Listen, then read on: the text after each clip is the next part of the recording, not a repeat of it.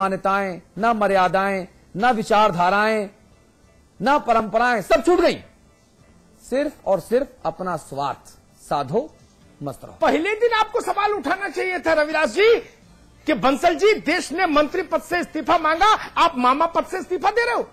अजब खेल है भाई, मजाक करते हो। आपने बोला नहीं बोला? आप लोग मुलायम सिंह जी के निर्देश के इंतजार में खड़े थे, मुलायम सिंह जी किसी दूसरे के संदेश के इंतजार में थे, दूसरा किसी तीसरे के इंतजार में था। ये कौन सी रेल चला रहे हैं आप लोग राजनीति में? ये मल्टी लेवल मार्केटिंग हो गई, एमएलएम, राजनीति की मल्टी लेवल मार्केटिंग। अरे सच को सच तो कहिए भाई, दोपहर के 12 बजे को धूप बोलने में किसी से पूछने की जरूरत है क्या? ताल ठोक कर बोलिए ना। वो जो आप बोलते हैं ना कि मत कहो आकाश में कोहरा घना है, यह किसी की व्यक्तिगत आलोचना है, ये सब करते हैं। सीबीआई, मैंने सीबीआई के दोनों चेहरे देख लिए। आज की तारीख में देख लीजिए पाठक जी, आज जो हलफनामा दिया है सीबीआई ने, उसमें उसने स्वीकार किया कि मैं एक पतित संस्था हूं, मैं एक लांछित संस्था हूं, मैं एक बंधक संस्था हूं। सुप्रीम कोर्ट में माना है हलफनामा देके। और वही सीबीआई बंसल के मामले में कहती है कि मैं राणा प्रताप की वंशज हूं, किसी की नहीं सुनती हूं, किसी की भी बाट लगा देती हूं। ये क्या खेल है? जनता को मूर्ख समझते हैं। जहां इशारा होता है बाट लगाने का, वहां तो आप रुस्तम हिंद हो जाते हैं, और जहां इशारा होता है कि बाट नहीं लगाना, वहां आप फाइल लेके कानून मंत्री और अटॉर्नी जनरल के घर चले जाते हैं। सीबीआई का चरित्र यह है। और उसी सरकार को उत्तर प्रदेश के दो सबसे बड़े दल, जो एक दूसरे को फूटी आंख नहीं सुहाते, आमने सामने बैठकर बात करना पसंद नहीं करते, दुश्मनी इस कदर कि अगर आमने सामने देखा तो एक दूसरे की आंख फोड़ने पर आमादा हो जाएं, सपा और बसपा, वो बिना मांगा समर्थन दे रहे हैं। गजब हो सीबीआई की, जय हो सीबीआई की। और इसीलिए सीबीआई आज तक स्वायत्त नहीं बन पाई, चाहे एनडीए सत्ता में आए, चाहे यूपीए सत्ता में आए। कोई तो डंडा अपने पास रखेंगे ना भैया, सब कुछ दे देंगे अगर, तो कैसे काम चलेगा? ये इस देश का दुर्भाग्य है, ये इस प्रदेश का दुर्भाग्य है। बहुत बहुत धन्यवाद भाई मल्होत्रा जी, बहुत बहुत शुक्रिया पाठक जी। अमिताभ जी आप बने रहेंगे, एक ब्रेक ले रहे हैं, ब्रेक के उस बात उत्तराखंड की करेंगे।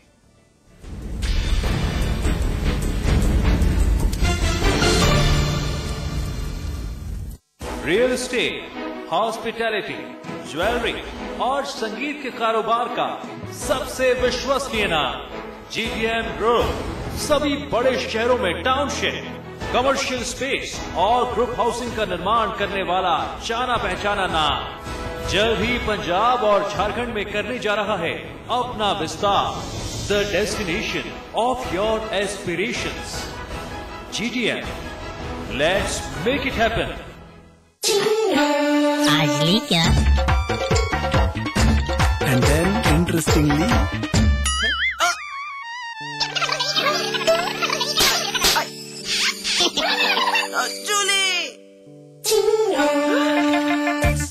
refreshing mini gums. आज ली क्या?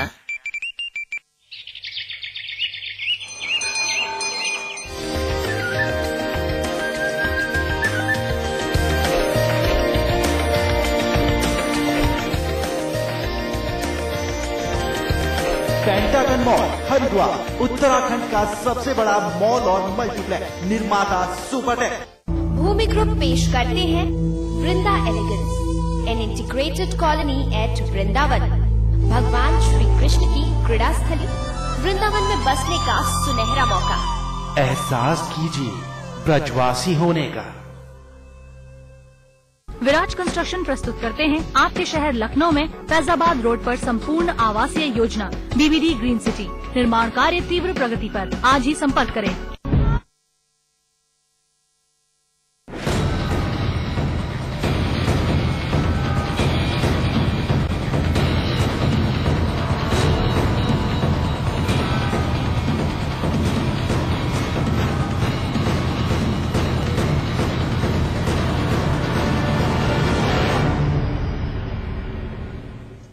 अब बात उत्तराखंड की करेंगे, जहां विकास के नाम पर टिहरी की जनता को छलावा मिला है। छलावा टीएचडीसी यानी Tehri hydro development corporation limited से दरअसल तय हुआ था कि टिहरी में महत्वाकांक्षी बांध बनाने वाली कंपनी टीएचडीसी अपनी कमाई का 2% हिस्सा विस्थापितों और टिहरी जिले के विकास के लिए खर्च करेगी।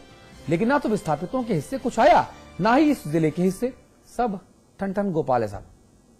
लिहाजा कई सारे सवाल, खड़े होने लगे। इन सवालों का हम जवाब तलाशने की कोशिश करेंगे। अमिताभ जी हमारे साथ दिल्ली से हैं, सुरेंद्र अग्रवाल साहब कांग्रेस के नेता हैं, प्रवक्ता हैं, सुरेश जोशी जी आप बीजेपी की नुमाइंदगी कर रहे हैं, आप दोनों हमारे साथ देहरादून स्टूडियोज में जुड़े हुए हैं। आप दोनों सभी से एक एक करके बात करेंगे जी। तो एशिया के सबसे बड़े टिहरी बांध परियोजना बनाने में विदेशों तक अपना लोहा मनवा चुकी टीएचडीसी सवालों के घेरे में आ गई है।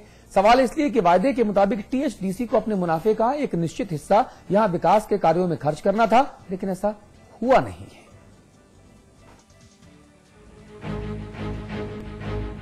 बांधों का निर्माण करने वाली कंपनी टीएचडीसी सवालों में है और सवाल है इसकी कमाई के 2% हिस्से को खर्च करने को लेकर। जी हां, टिहरी बांध से टीएचडीसी करोड़ों का मुनाफा कमा रही है, जिसका 2% हिस्सा सामाजिक उत्तरदायित्व मद के तहत टिहरी के विस्थापितों और टिहरी जिले में ही खर्च किया जाना था। लेकिन किया गया उत्तर प्रदेश के लखनऊ, बाराबंकी, सुल्तानपुर, रायबरेली, अमेठी, झांसी, गाजियाबाद जिलों समेत महाराष्ट्र और हरियाणा जैसे बाहरी राज्यों में। ये खुलासा टिहरी के जिलाधिकारी और पुनर्वास निदेशक रंजीत कुमार सिन्हा ने सूचना के अधिकार और टीएचडीसी की तरफ से नेट पर डाली गई सूचना के जरिए किया। जिलाधिकारी ने खर्च को धांधली से जोड़कर उच्च स्तरीय जांच की बात कही। इसमें बहुत सारे प्रश्न हैं। एक तो यह है कि ये जो कार्यों का चयन किया जा रहा है किसके स्तर से किया जा रहा है, क्या सिविल सोसाइटी, जिला प्रशासन और राज्य सरकार से सहमति ली जा रही है कि जो कार्य वो कर रहे हैं कहीं ये कार्य विभागों के द्वारा भी तो नहीं किए जा रहे हैं। जी हां, टीएचडीसी की कमाई का ये 2% हिस्सा 1 या 2 करोड़ नहीं बल्कि पूरे 41 करोड़ है। टीएचडीसी भारत सरकार का उपक्रम है जो देश में कहीं भी सामाजिक उत्तरदायित्व के तहत खर्च कर सकता है, लेकिन नियमों के मुताबिक कंपनी को अपने प्रोजेक्ट वाली जगह और उस जगह की जरूरतें देखकर कुछ प्रतिशत हिस्सा खर्च करना पड़ता है, जो टीएचडीसी ने नहीं किया। ऐसे में सवाल उठना लाजमी है।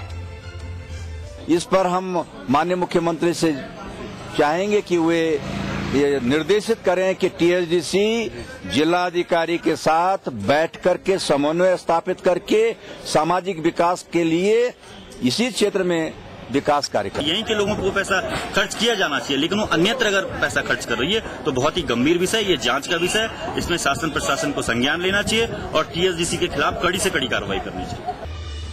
जाहिर है टीएचडीसी के इस मनमानी से उन लोगों को कोई भी फायदा नहीं मिल पा रहा है जिन्होंने टिहरी बांध बनवाने के लिए अपना सब कुछ न्यौछावर कर दिया।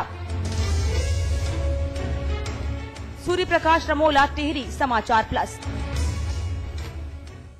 चलिए चर्चा आगे बढ़ाते हैं।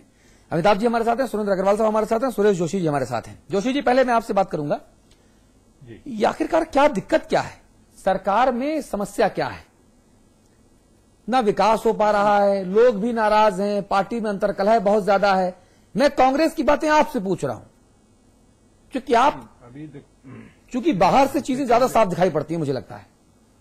जिस विषय को आप दिखा रहे हैं एक्चुअली जो टीएचडीसी का मैटर है, टीएचडीसी ने इस तरह की ये बहुत छोटी आपने अनियमितता अभी दिखाई 41 करोड़ की। मुझे लगता है कि टीएचडीसी का अगर पूरा इतिहास निकाला जाए 1972 से जब से परियोजना बननी शुरू हुई है, 1972 से लेकर के अगर हम 2013 तक के रिकॉर्ड निकालें तो जितने वादे टिहरी की जनता के साथ किए गए या उत्तराखंड के साथ किए गए या जो टीएचडीसी ने जिस समय वो आई थी, जो उसने एमओयू साइन किया होगा उस समय उत्तर प्रदेश सरकार से, क्योंकि उस समय उत्तर प्रदेश थी, उत्तर प्रदेश सरकार, भारत सरकार और टीएचडीसी के बीच में जो समझौते हुए, मुझे लगता है कि लगभग अगर उसको पूरा देखेंगे तो आज भी 90% केसेज ऐसे होंगे कि जिसमें टीएचडीसी ने पूरी मनमानी की।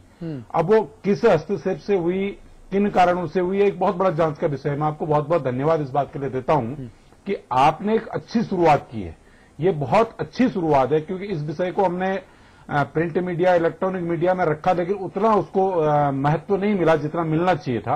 आज स्थिति ये है प्रदेश में बनी हुई कि टीएचडीसी की अगर आप पूरा टिहरी में, मैं तो आपसे बड़ा विनम्र निवेदन ये भी करूंगा कि एक बार निश्चित तौर पर या अमिताभ जी को या आपको कम से कम टिहरी बांध में स्वयं आकर के उस पूरी स्थितियों और परिस्थितियों को आप देखेंगे तो मुझे लगता है कि आप 40 मिनट का नहीं, आप 4 घंटे का बुलेटिन चलाएंगे। ऐसी स्थिति आज वहां पर है। अगर हम चिलियाली सौड़ से लेकर के टिहरी के बीच में आते हैं, 80 किलोमीटर लंबी एक झील बना दी गई है और उसमें जो है कि दिन प्रतिदिन जो है, मैं कहता हूं 2 मीटर, 3 मीटर, 4 मीटर का जो है कि डेली जो है भूस्खलन की स्थिति है, और स्थिति है कि नई नई बीमारियां वहां पैदा हो रही है, जो पानी भर रहा है और उसका जो है कि कोई ट्रीटमेंट नहीं है। और जिस तरह से पहाड़ की स्थिति में बहुत ज्यादा टेक्नोक्रेट तो नहीं, इतना मुझे जानकारी नहीं है इन विषयों की, लेकिन पता नहीं किस स्तर पर जो है कि उस टीएचडीसी की जब वो परियोजना बनाई गई, कैसे भारत सरकार ने या उत्तर प्रदेश सरकार ने या कंपनी ने उसको अनुमति दी।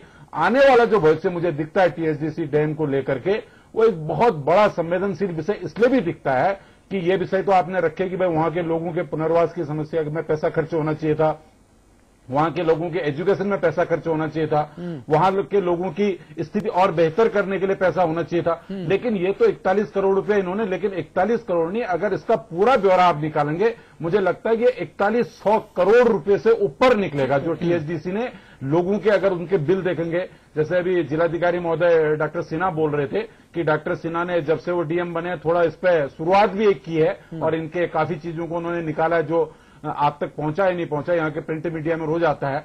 मेरा इसमें सवाल, सबसे बड़ा सवाल तो ये है कि आखिर टीएचडीसी की मनमानी से क्या एक दिन ऐसा तो नहीं आएगा कि इस देश को और इस प्रदेश को बहुत बड़ी क्षति भुगतनी पड़ेगी। आज स्थितियां ऐसी बन रही हैं जी, क्योंकि अगर आप अभी लोगों को लग रहा है कि हम 1200 मेगावाट बिजली ले रहे हैं, सवाल 1200 मेगावाट बिजली लेने का नहीं है, सवाल इस बात का है कि हमारा भविष्य, यानी टेहरी के लोगों का भविष्य तो जो अंधकार में होना था हो गया, लेकिन क्या इस टीएचडीसी की इतनी मनमानी जो यहां पर को लोग कर रहे हैं, इन पर अगर अंकुश नहीं लगता है और इसमें जो है कि देश नहीं जागता है तो आने वाला भविष्य कहीं औरों का तो खराब नहीं हो रहा है, करोड़ों लोगों का। अग्रवाल साहब, परिस्थिति आज बन रही है। अग्रवाल साहब देखिए, अग्रवाल साहब मैं किसी के ऊपर दोषारोपण किए बगैर, नहीं तो बहुत मानवीय सवाल है भाई, दोषारोपण किए बगैर पार्टी लाइन से ऊपर उठकर ये समझना और समझाना चाहता हूं कि आखिरकार इसको हम कैसे सुधारें। अतुल जी, सुरेश जी ने बहुत लंबी मार की है। आपने जो मुद्दा उठाया था, पहले तो समाई दायित्व के संबंध में जो पैसा टीएचडीसी ने खर्च किया है उस तक सीमित रखा था मेरे ख्याल से। यदि टिहरी डैम के बनाने पर, उसके इतिहास पर ही बहस होनी है तो बात अलग है। मैं समझता हूं वो बहस का मुद्दा नहीं था। जोशी जी ने तो बहुत लंबी बहस करी, पिछले 13, 14, 15 वर्ष तक तो भाजपा का शासन रहा है। उस समय देखो प्लीज, मैं उसको बीजेपी, देखो इस बहस को मैं बीजेपी कांग्रेस नहीं बनाना चाहता।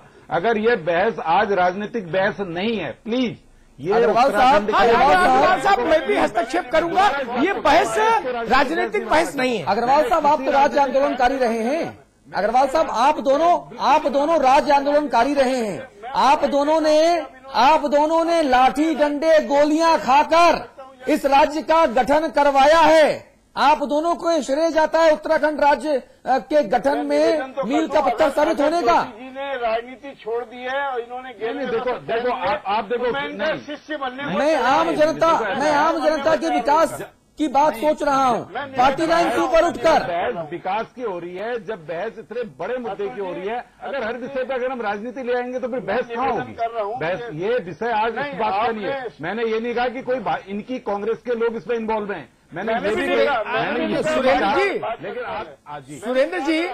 सुरेंद्र जी तो सारा दोष आज क्यों दे रहे हैं? मैंने मत इतना निवेदन किया। सुरेंद्र जी मैं ये कह रहा हूँ, कल को मैं गुलदार से परेशान जनता का सवाल उठाऊं, सुनिए, तेंदुए का सवाल उठाऊं तो उसमें भी भाजपा कांग्रेस ले आएंगे क्या हम लोग कि ये भाजपाई गुलदार है, ये कांग्रेसी गुलदार है?